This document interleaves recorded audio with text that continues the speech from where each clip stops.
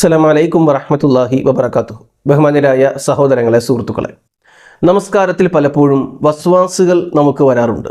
ഉളു മുറിഞ്ഞോ, ഉളു നഷ്ടമായോ, ഇങ്ങനെ ചിന്തകൾ മനസ്സിലേക്ക് കയറി വരുന്ന സന്ദർഭത്തിൽ, നമസ്കരിക്കുന്ന സന്ദർഭത്തിൽ നമ്മുടെ യഖീൻ നഷ്ടമാവുകയും പിന്നെ നമസ്കാര ശേഷമോ അല്ലെങ്കിൽ ഇടയ്ക്ക് നമസ്കാരം അവസാനിപ്പിച്ച് പരിശോധിക്കുമ്പോൾ അങ്ങനെ ഉളു മുറിഞ്ഞിട്ടില്ല എന്ന് ബോധ്യപ്പെടുകയും ചെയ്യുന്ന പല സംഭവങ്ങളും ഉണ്ടാകാറുണ്ട്.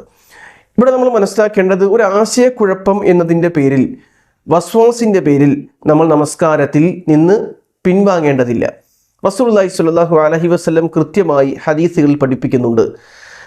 അൻ ഉബാദത്ത് ബിൻ തമീം റളിയല്ലാഹു അൻഹു ഉദ്ധരിക്കുന്ന ഹദീസ്, അന്നഹു ശക്ക ഇല റസൂലില്ലാഹി സ്വല്ലല്ലാഹു അലൈഹി വസല്ലം റജുലുൽ ലദി യുഖൈലു ഇലൈഹി അന്നഹു യജിദു ഷൈഅൻ ഫിസ്സലാ. നമസ്കാരത്തിൽ ഇതുപോലെ ആശയക്കുഴപ്പം, വസ്വാസുമായി ബന്ധപ്പെട്ട ഒരു പരാതി പ്രവാചകനോട് ഒരു സ്വഹാബി വര്യൻ പറയുകയുണ്ടായി.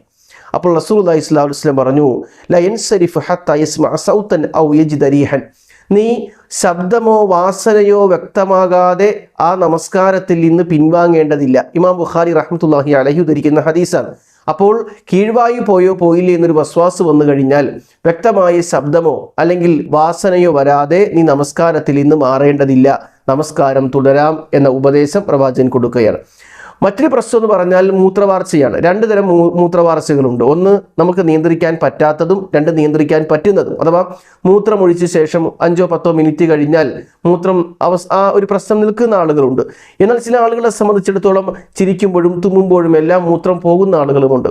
അപ്പം നമ്മളുടെ നിയന്ത്രണത്തിലല്ലാതെ മൂത്രവാർച്ചയുള്ള ആളുകളാണെങ്കിൽ അവർ നമസ്കാരത്തിന് മുമ്പ് ഒളിവെടുത്ത് അടിവസ്ത്രത്തിലോ മറ്റോ പറ്റിപ്പിടിച്ചിരിക്കുന്ന മൂത്രത്തിൻ്റെ ആ ഭാഗങ്ങൾ കഴുകി കളഞ്ഞ് പിന്നെ അയാൾക്ക് നമസ്കരിക്കാം. നമസ്കാരത്തിനിടയിൽ ഇപ്രകാരം പോകുന്നത് പക്ഷം അയാളുടെ നിയന്ത്രണത്തിലല്ലാത്തത് കൊണ്ട് അയാൾ കുറ്റക്കാരനല്ല.